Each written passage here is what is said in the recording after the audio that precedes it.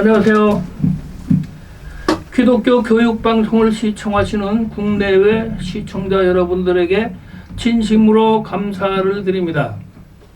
오늘은 사순절을 맞이해서 연보 교회는 마귀담통이다라는 내용으로 여러분과 함께 은혜를 나누겠습니다. 성경은 디모데오 전서 6장 10절을 제가 봉독해 올리겠습니다.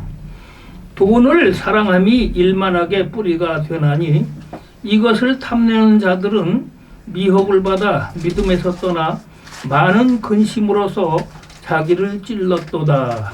아멘. 돈을 사랑하는 사람의 마음에는 예수님이 들어설 자리가 없습니다. 돈에 매인 사람은 부모도 자식도 예수님도 필요 없다고 보는 것입니다.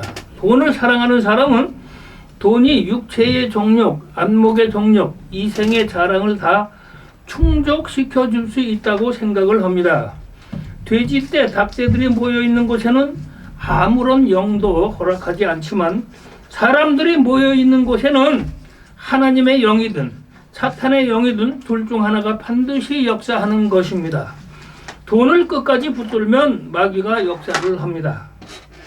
돈을 끝까지 붙들면 또 돈을 많이 모으면 인생에 문제가 없고 잘 살 수 있을 것 같은데 갑자기 생각지도 못한 이상한 병에 걸린다든지 또 돈을 많이 벌어서 자식들한테 주었더니 그 자식이 가출해서 무슨 일을 저지르고 사고도 내고 이러는 일이 일어나고 있습니다. 그러니까 돈을 사랑함이 일만하게 뿌리가 된다는 것입니다. 패역한 자의 길에는 가시와 올무가 있거니와 영혼을 지키는 자는 이를 멀리 하느니라 그랬습니다. 잠언서 22장 5절이죠. 헌금을 많이 할수록 나의 이기적인 죄성이 빠져나갑니다. 그래서 헌금통을 마귀 담는 통이라고 비유하는 목사님들 또 장로님들도 많이 있습니다. 그렇다고 능력도 없는 게 억지로 많이 하는 것은 옳지가 않습니다. 그러나 마가복음 12장 41절에서 44절을 제가 한번 읽어보겠습니다. 예수께서 연복회를 대하여 앉으사 무리의 연복회에 돈 넣는 것을 보실세 여러 부자는 많이 넣었는데 한 가난한 과부는 와서 2렙돈 곧 한 고란돌을 넣은지라 예수께서 제자들을 불러다가 이르시되 내가 진실로 너에게 이르노니 이 가난한 과부는 헌금함에 넣는 모든 사람보다 많이 넣었도다. 그들은 다 그 풍족한 중에 넣었거니와 이 과부는 그 가난한 중에서 자기의 모든 소유 곧 생활비 전부를 넣었느니라 하시니라. 이는 과부의 마음가짐이 중요한데 그 과부는 자기의 모든 소유가 주님 것이라고 생각하고 가진 것을 아낌없이 착한 마음으로 모두 헌금한 것이라고 봅니다. 예수님이 이 여인에 대하여 칭찬했을 때 주변에 있던 여자들은 이를 들은 부자들은 가난한 여인을 돕고 싶은 마음이 가졌으리라고 봅니다. 그래서 그 여자의 후원자도 생겨났으리라고 봅니다.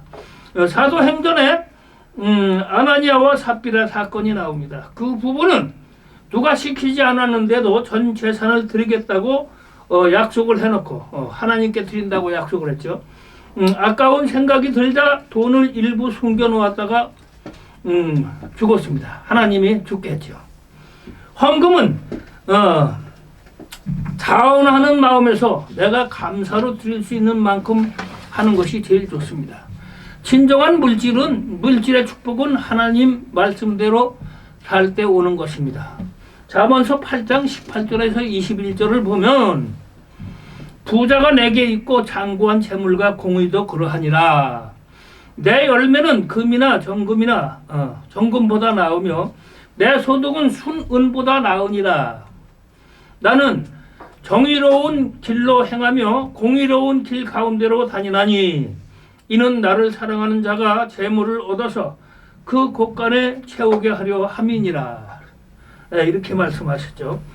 헌금은 연금보라고 하고 헌금통을 연금괴라고 하는데, 연금의 연이라는 말은 그 어원의 뜻은 바치다, 기부하다라는 내용이고, 또 보자는 원래 기입다, 보수하다, 고치다, 보태다, 돕다라는 뜻으로, 연보는 자기 것을 버려서 헤어지고 떨어진 것을 기워준다라는 뜻이 되는 것입니다. 이렇게 구제를 목적으로 하는 기금이나 모금의 형태가 구약 성서의 11조의 의미와 가장 가깝습니다. 그래서 성서의 여러 곳에서 11조는 하나님의 백성으로 당연히 하나님의 몫을 하나님께 바치고 돌려드리는 것이라고 말합니다. 우리의 생명을 포함해서 우리를 살 수 있게 하는 모든 것을 주신 하나님께 대한 감사와 언약의 의무를 다하겠다는 그런 다짐입니다. 그래서 주님 것을 주님께 다시 돌려드린다는 뜻도 됩니다. 하나님이 이 땅을 얼마나 크게 창조하시는지 보십시오.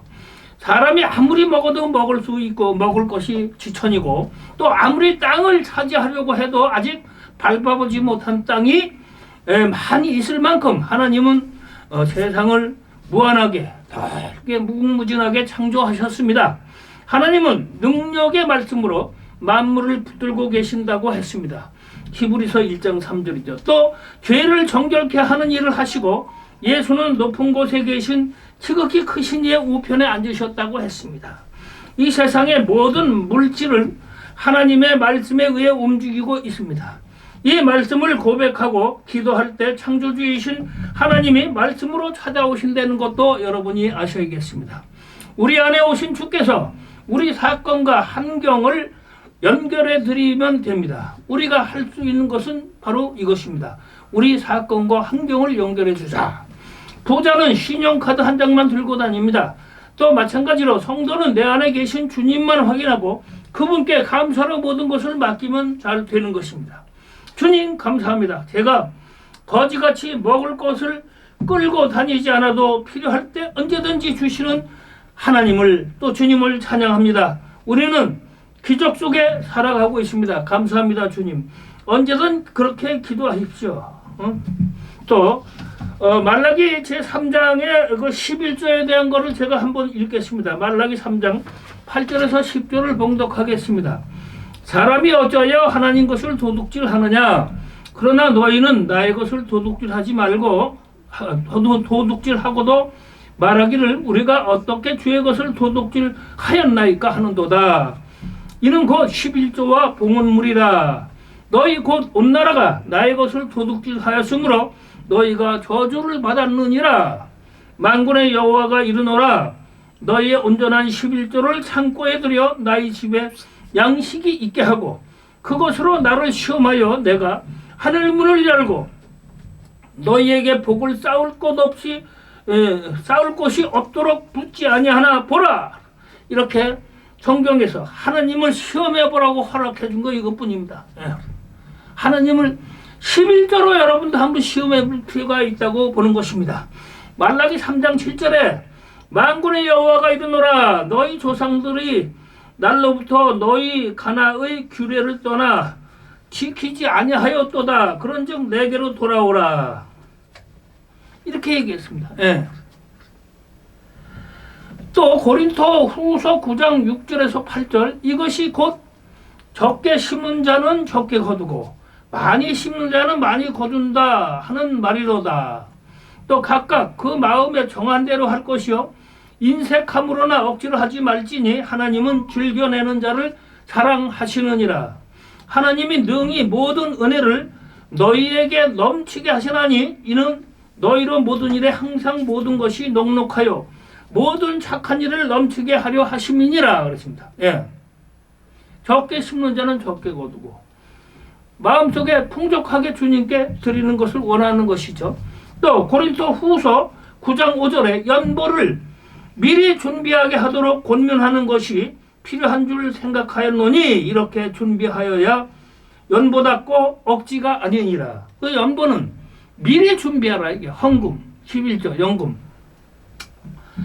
또 할 마음만 있으면 있는 대로 받으실 터이요 없는 것은 받지 아니하시리다. 고린도후서 8장 12절. 예.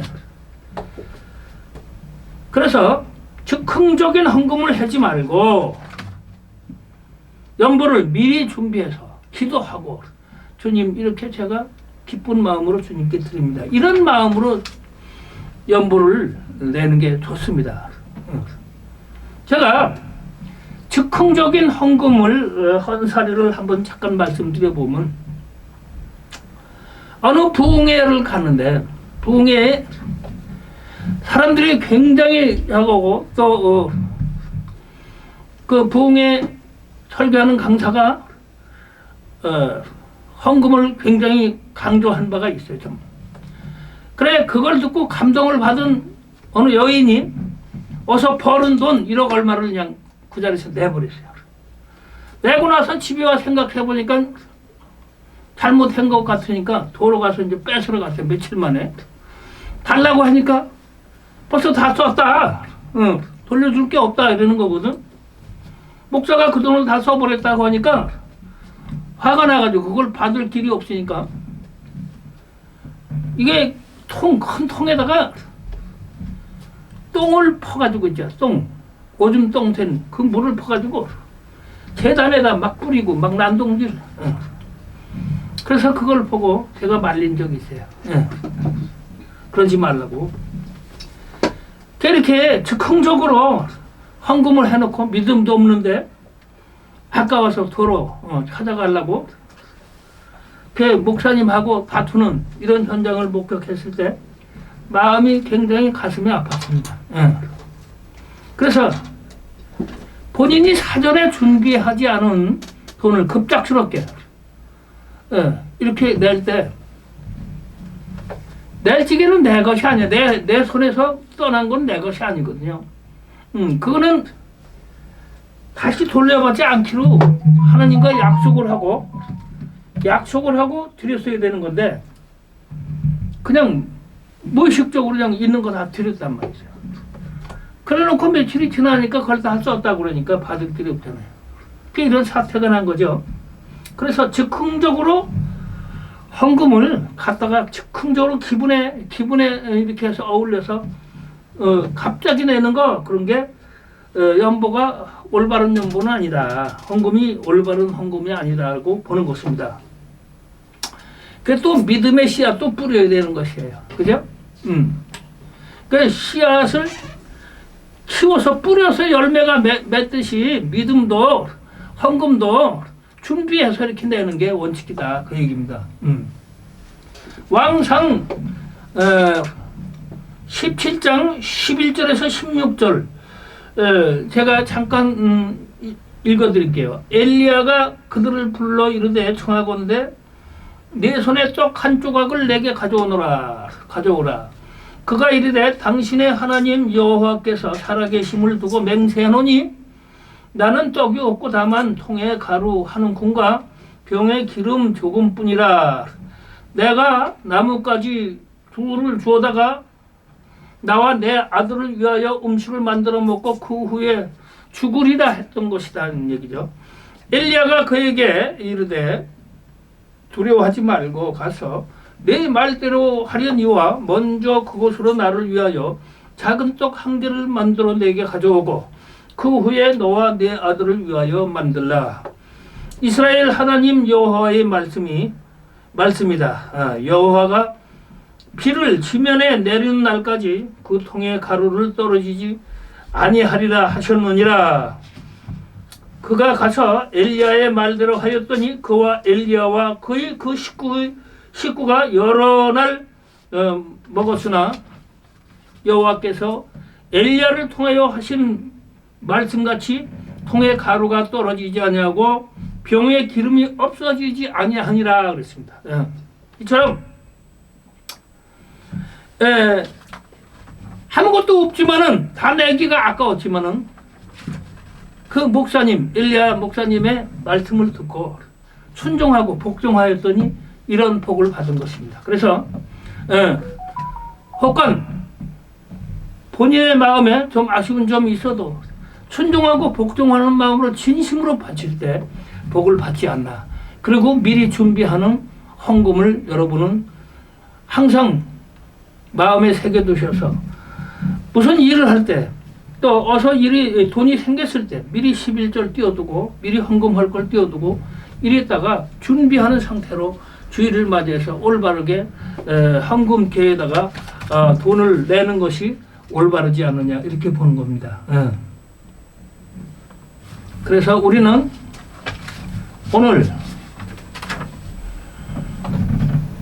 연보궤는 마귀 담는 통이다. 내 마음에 마귀를 연보동에다 담아서 많이 집어넣는다 그 얘기죠.